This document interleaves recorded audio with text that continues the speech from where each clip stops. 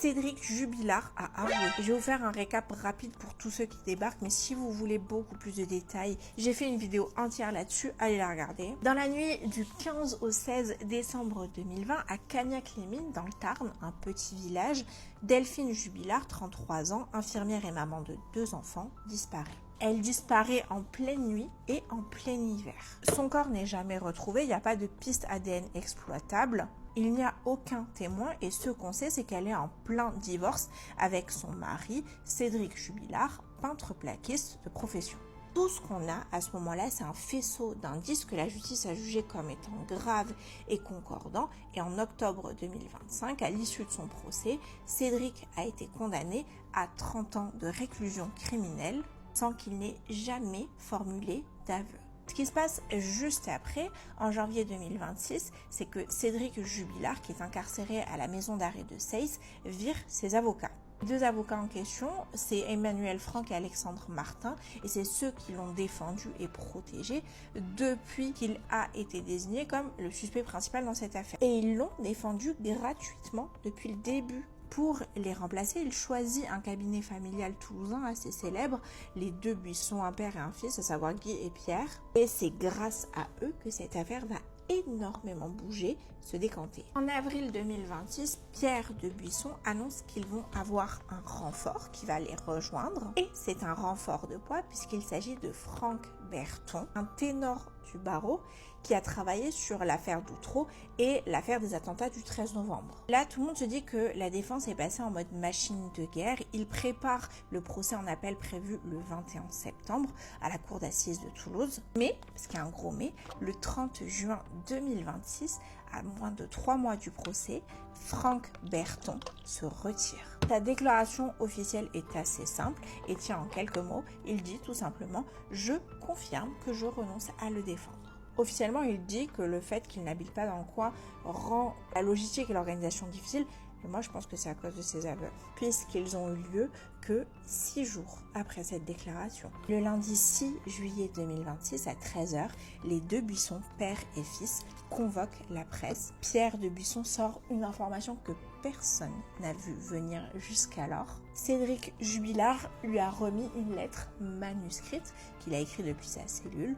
Et dans cette lettre, d'après ses avocats, il reconnaît sa culpabilité dans le décès de Delphine, sa femme. Juste pour rappel, ça fait 5 ans et demi qu'il ment à la terre entière en disant qu'il n'a rien à voir dans cette histoire. Et je me posais la question, mais à sa place, est-ce que vous auriez continué à mentir ou vous auriez avoué?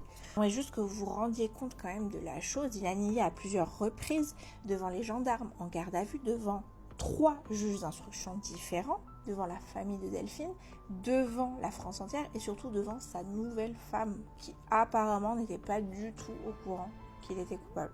Bon, pour vous résumer un petit peu ce qui a été dit lors de la conférence de presse, et là je vous donne la version des avocats de la défense, c'est leur version, on ne sait pas encore si c'est réel.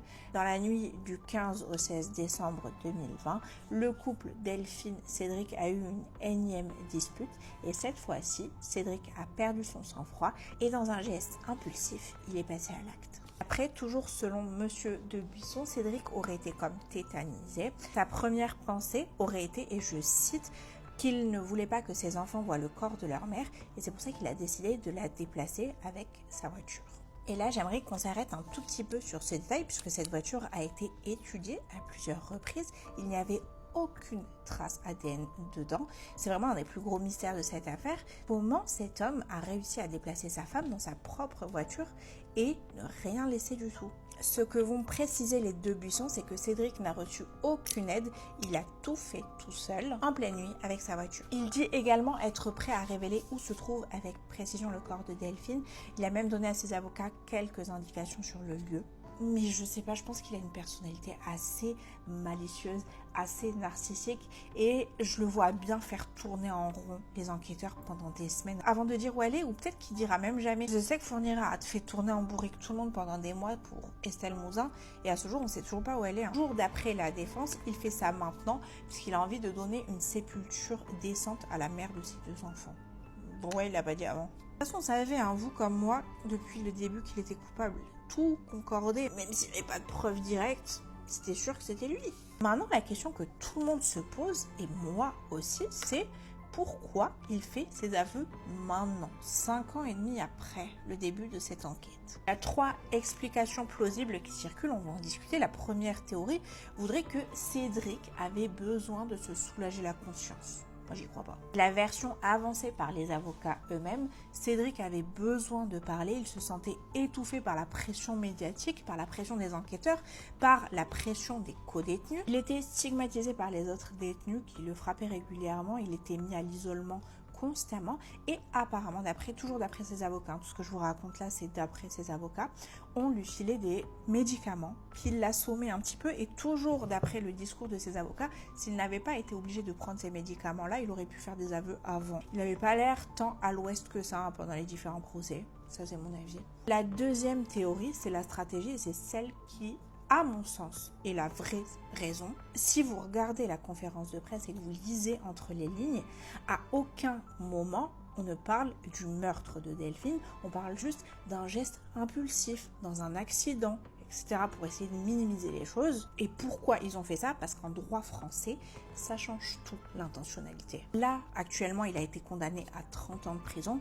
C'est la peine la plus haute qu'on peut prendre, parce qu'aujourd'hui, quand on est condamné à perpétuité en France, la peine de sûreté maximale, c'est 30 ans.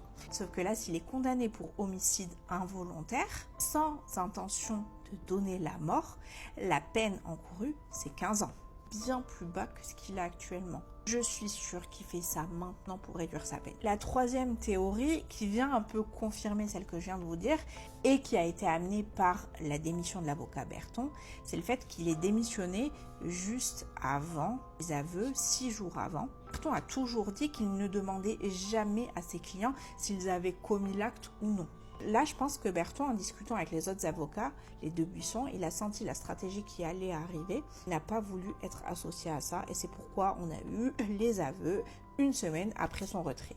On a également appris dans la conférence de presse par les avocats qu'une tierce personne était intervenue pour faire avancer Cédric Jubilard dans ses aveux. C'est quelqu'un qui va le voir régulièrement à la maison d'arrêt, quelqu'un qui aurait fait un travail psychologique assez intense, du bon travail sur Cédric, mais qui tient à ne pas révéler son identité. Aujourd'hui, on sait qu'il y a quelqu'un d'autre d'impliqué dans ces aveux-là, mais on ne sait pas qui c'est. Maintenant, la suite dans cette affaire, c'est quoi?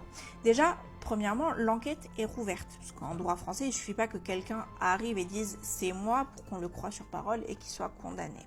Il faut vérifier si les indices concordent parfaitement avec le discours de Cédric Jubilard. Si le corps de Delphine est retrouvé grâce à ses aveux, une autopsie pourra avoir lieu et on saura exactement ce qui s'est passé dans la nuit du 15 au 16 décembre 2020. Après ça, il y aura très certainement un autre procès, le procès en appel, celui qui est prévu le 21 septembre à Toulouse. La défense réclame actuellement un report du fait des nouveaux éléments qui ont été présentés. Mais pour le moment, on ne sait pas si ce procès va être retardé. Je sais qu'il y a des voix qui se sont élevées pour qu'il soit maintenu à la date prévue. C'est notamment l'avocate de la mère de Cédric Jubilard qui veut que ce procès ait lieu le 21 septembre. Je vous dirai si ça reste à ces dates-là. Bref, maintenant qu'on en sait un peu plus, on va suivre avec attention la suite de cette enquête, savoir si le corps de Delphine sera bel et bien retrouvé, savoir si Cédric est bien coupable. Rappelez-vous quand même que cet homme a menti au nez de tout le monde pendant 5 ans et demi. Et je vous tiens au courant dès qu'on en sait un peu plus.